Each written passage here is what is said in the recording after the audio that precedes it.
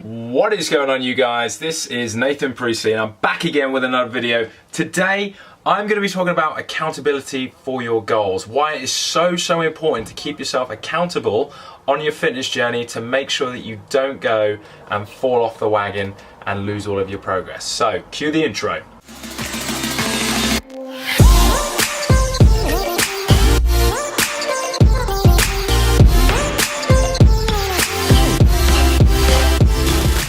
What's going on, everybody? This is Nathan Priestley, and yes, as I mentioned previously in the intro, today we're going to be talking about accountability and how it is so important when it comes to your goals. So for those of you that are kind of on a fitness journey at the moment, have you ever before in the past set yourself a goal and then, let's say 3 to 4 months down the line, you end up falling off the wagon, you end up kind of completely giving in, and you just don't see yourself progressing and you don't see the point anymore in continuing. Now, I've been there myself when I have tried to lose weight before.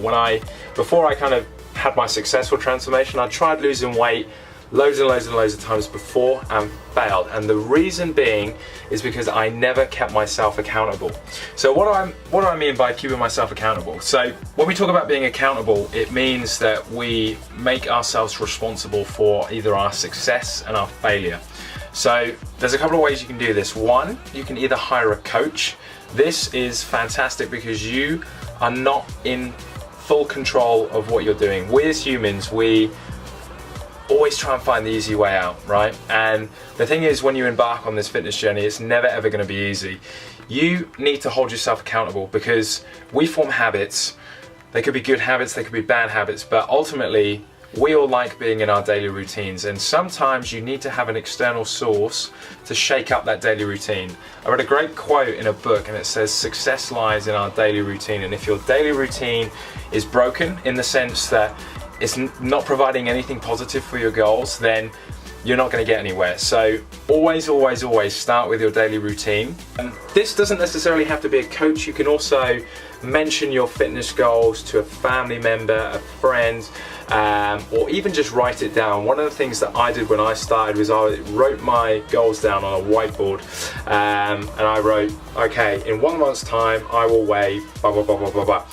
Even though it's just a simple action of writing it down, it makes it real. Because the trouble is if we have our goals up here, with so much information that goes around these days, it's very easy for that goal to be put down on the bottom of the priority list. So I think writing down your goals, especially with what you want to do and achieve in your life, put it as a #1 priority, write that stuff down, and then it makes it real because the goal is then visual and it's then in front of you.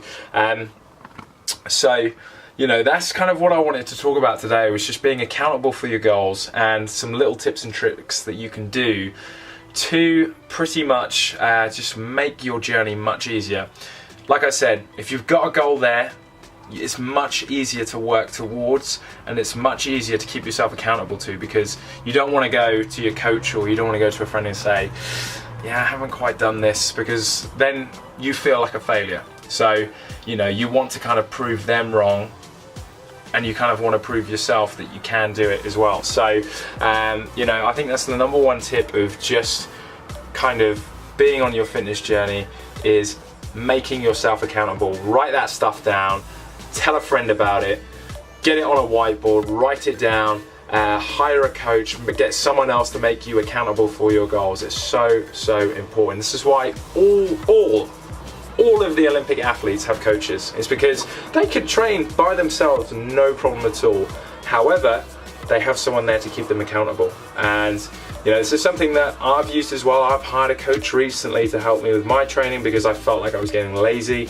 It happens. It's completely normal. I don't want you to think that you're a bad person or you don't have enough willpower because of it. It is completely normal. Everyone goes through it. Every person I know that's successful has had mentors and coaches. So, you know, you can always learn something from everyone. And I think the moment you shut yourself off to that kind of information, you're setting yourself up for failure anyway. I think you should always take the approach that you're trying to learn something, and, you know, whether or not you pick up the smallest thing or the biggest thing from that coach or mentor is so important. As long as it impacts your life in a positive way, it doesn't necessarily matter. So, thank you guys so much for watching this video. I hope it's been helpful, and yeah, I look forward to still making some videos. I'm so glad that this camera battery is back in action.